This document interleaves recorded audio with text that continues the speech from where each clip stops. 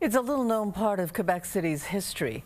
A restaurant in Old Quebec was once an internationally renowned barber shop, and it was run by a black man named John Williams. Maya Johnson has the story. Most people strolling along St. Louis Street in Old Quebec pass by this well-known restaurant with no idea of just how much history is held within its walls and what it represents.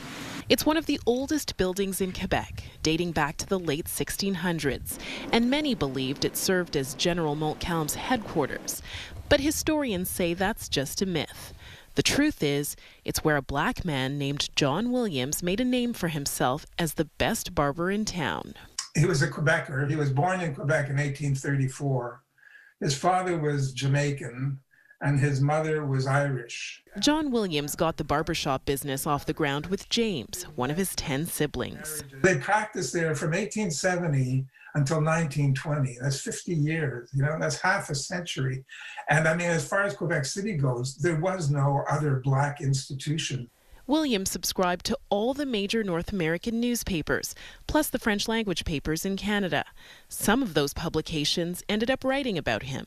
A French Canadian newspaper saying that his shop is sort of one proof that Quebec is the intellectual center of North America, Like, I saw that and I remember thinking, whoa. The colorful entrepreneur also grabbed attention using terms like cranium manipulator and capillary abridger in his advertising. Tourists come to his barbershop just to get his business card, with those words on them. It's quite something. Local historians uncovered a lot about Williams through old documents like census records, newspaper articles, and his obituary.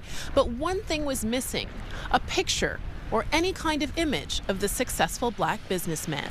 That's until Jean-Francois found something unexpected online. The historian stumbled across an image of an engraving on eBay, published in a British illustrated journal. The engraving itself was nothing new. It had been circulating for a while. But Caron was the first person to take a closer look and connect it to Quebec City. There was the advertising and a sign about General Montcalm. Je me mets à regarder les personnages et un des barbiers, c'est un noir. Alors j'ai dit, il n'y a pas d'erreur, il faut que ce soit John Williams, le fameux barbier. To be honest, I almost cried.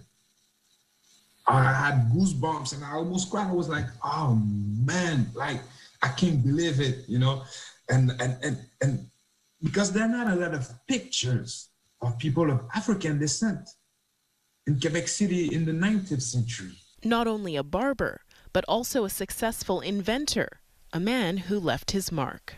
It showed when he died, there were those obits in the newspapers that were sort of very flattering, talking about him as being one of the best known characters around Quebec. And, everybody liked him and respected him. Yet most people would never know he existed. There are 2 plaques on this building on St. Louis Street. They pay tribute to the man who built it and an author who bought and sold it.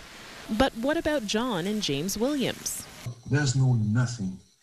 So there's no acknowledgement of them being there. It's almost as if you're looking into it, you sort of see these desperate efforts to associate some great white man with this historic building.